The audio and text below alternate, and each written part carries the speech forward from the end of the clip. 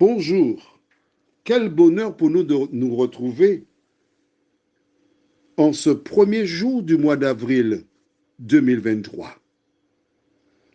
Le Seigneur nous permet une fois de plus d'avancer avec lui et de nous tenir à l'ombre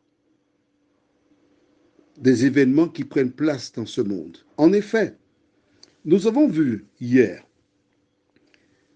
lors de la résurrection de Jésus, 2 jours après sa mort, que Marie, qu'il connaissait, ne l'a pas reconnu. Physiquement, ce n'était pas la même personne. Deuxièmement, dans l'échange verbal, elle n'a pas reconnu sa voix. Il a fallu qu'il dise Marie, probablement une intonation d'une certaine manière, il traînait peut-être sur le R, mais il y a quelque chose qui a permis qu'elle puisse le reconnaître. Ce qui nous indique qu'effectivement, il y a un changement physique et verbal à la résurrection. Aujourd'hui, nous verrons ensemble ce qui arrivera après la résurrection. Dans 1 Thessaloniciens 4, versets 13 à 18, mais juste avant, nous allons prier. Notre Seigneur et notre Dieu, bien des personnes enseignent des doctrines qui ne trouvent pas leur fondation dans la Bible.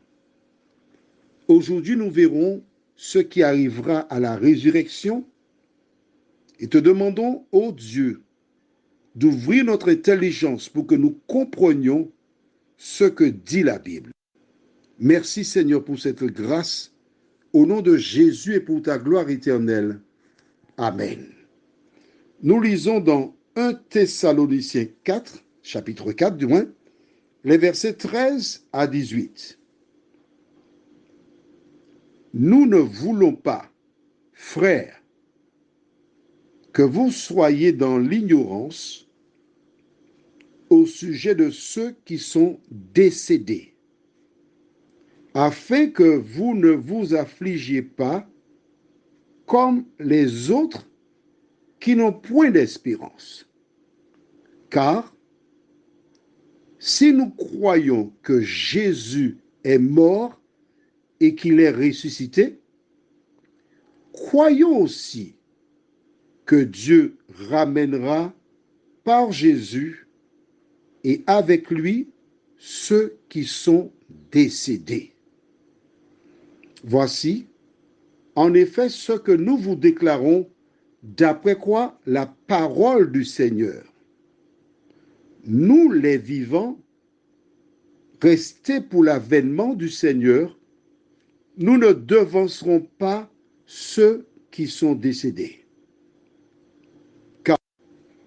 Car le Seigneur lui-même a un signal donné à la voix d'un archange et au son de la trompette de Dieu, descendra du ciel, et les morts en Christ ressusciteront premièrement. Ensuite, nous les vivants qui serons restés, nous serons tous ensemble enlevés avec eux sur des nuées à la rencontre du Seigneur dans les airs, et ainsi nous serons toujours avec le Seigneur. Consolez-vous donc les uns les autres par ces paroles. As-tu besoin d'une explication? Je reprends pour que tu aies une compréhension claire et précise. Saint Paul s'arrête comme point de départ sur la résurrection de Jésus. Et il indique que Jésus reviendra. Au son de la trompette, il descendra du ciel. Et les morts en Christ ressusciteront premièrement. Tu as entendu cela? Quand Jésus reviendra, ce sera un moment exceptionnel. Tu gardes la page et tu notes sur ton cahier Apocalypse 1, verset 7. C'est pourquoi il faut avoir le cahier. Je te dis, il faut avoir ça. C'est très important. Ce que nous voyons aujourd'hui, c'est très important. Beaucoup de personnes sont trompées et répètent des choses que d'autres présentent comme étant la vérité. Comment se déroulera le retour de Jésus? Nous allons dans Apocalypse 1, verset 7. Tu as trouvé? Apocalypse 1, verset 7. Voici, il vient avec les nuées et tout œil le verra, même ceux qui l'ont percé. Et toutes les tribus de la terre se lamenteront à cause de lui. Oui, amen. La Bible déclare que lorsque Jésus reviendra, tout œil le verra. Il n'y aura pas des yeux spirituels. Tout œil le verra. Deuxièmement, toutes les tribus de la terre se lamenteront. Alors, quand on dit tribu, on fait allusion à peuple, nation. La terre dans sa globalité, tout le monde le verra. Tandis qu'il descend, on retourne dans 1 Thessaloniciens 4. La Bible déclare que les morts en Christ ressusciteront premièrement. Qu'est-ce que cela veut dire? C'est qu'un jugement a déjà eu lieu. Et ce jugement indique qu'il y a des personnes qui ont accepté Jésus.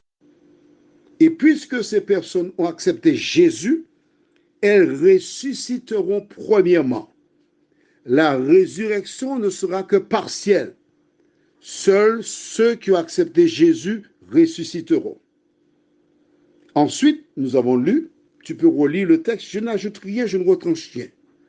Ensuite, nous les vivants qui sont restés, on parle des saints, pas de tous les vivants, ceux qui ont attendu le retour de Jésus. Rappelle-toi, nous avons vu que l'homme pécheur ne peut voir Dieu et vivre. Nous avons vu ça quand Dieu l'avait dit à Moïse. Donc quand Jésus revient, toutes ces personnes qui n'ont pas fait la paix avec lui seront terrassées par la vision. Les saints vivants seront transformés. Et la Bible déclare que les saints ressuscités ainsi que les saints vivants au retour de Jésus seront enlevés sur des nuées à la rencontre du Seigneur et seront toujours, toutes ces personnes qui seront transformées seront toujours avec le Seigneur. Pourquoi? Parce qu'elles ont accepté Jésus. Elles hériteront la vie éternelle. Que se passera-t-il après? Nous verrons cela prochainement. Mais en attendant, la question est la suivante. Dans quelle catégorie te trouveras-tu? Ceux qui ont fait la paix avec Jésus, qui seront enlevés en même temps que les autres, ou seras-tu parmi celles et ceux qui seront perdus? Prions. Notre Seigneur et notre Dieu, merci pour la parole. Merci pour l'éclairage. Merci pour ta fidélité. Merci pour ta bonté. Alors que cette journée est amplement entamée pour certains, de nous aider à garder nos yeux continuellement sur toi. Que le Saint-Esprit habite en nous, de telle sorte que lorsque tu reviendras, nous fassions partie des rachetés, nous t'en prions, au nom de Jésus et pour ta gloire éternelle. Amen. Je te souhaite une bonne journée et que l'Éternel continue de te bénir. Et n'aie pas peur.